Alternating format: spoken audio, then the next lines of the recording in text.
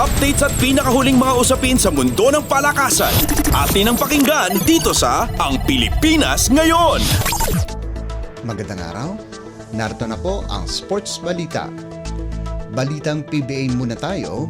San Miguel Beermen at Magnolia Chicken Templados Hot Shots kapwa nakuha ang 1-0 lead sa pagsisimula ng PBA 48th Season Commissioner's Cup Semifinals na ginanap sa Smart Araneta Coliseum.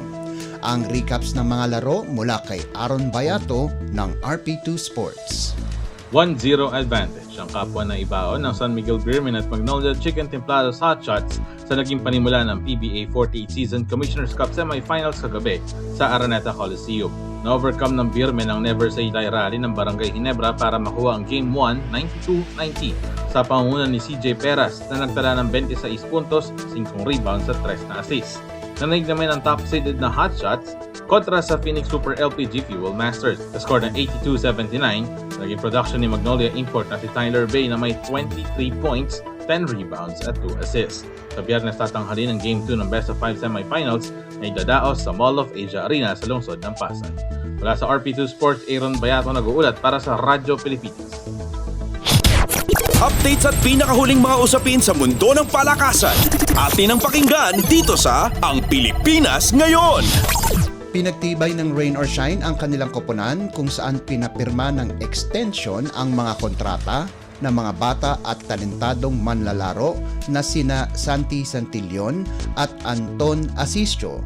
Ayon sa Elasto Painters Management, pumirma si Santillan ng 3 taong extension habang si Asistio naman ay pumirma ng 2 taong extension.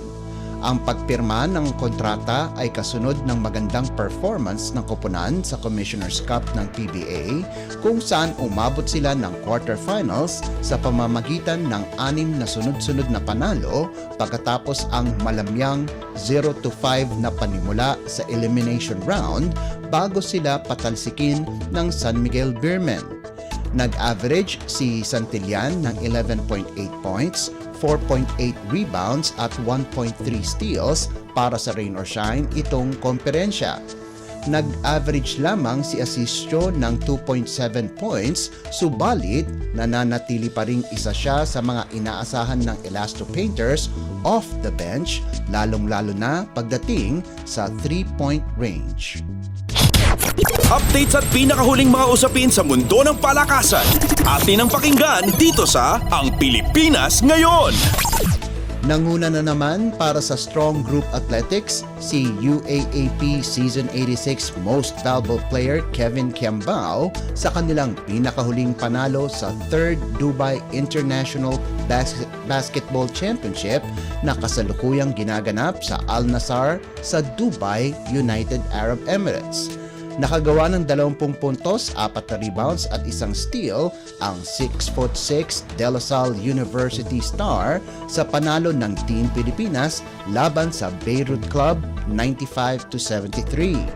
Sinabi ni Kiambao na special ang ika-4 na sunod-sunod na panalo ng Strong Group lalo na't nasa maganda silang posisyon para makapasok sa quarterfinals.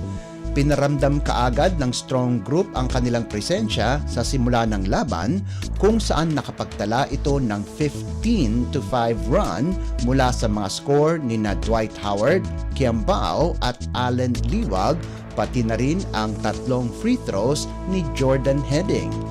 Nakaambag naman si Mackenzie Moore ng 19 na markers, 8 assists at 5 rebounds, si Heading na nagtapos ng may 15 puntos, JD Kagulangan sa nagawa nitong 12 puntos at 6 assists at si NBA champion Howard na may 11 puntos at 9 na rebounds.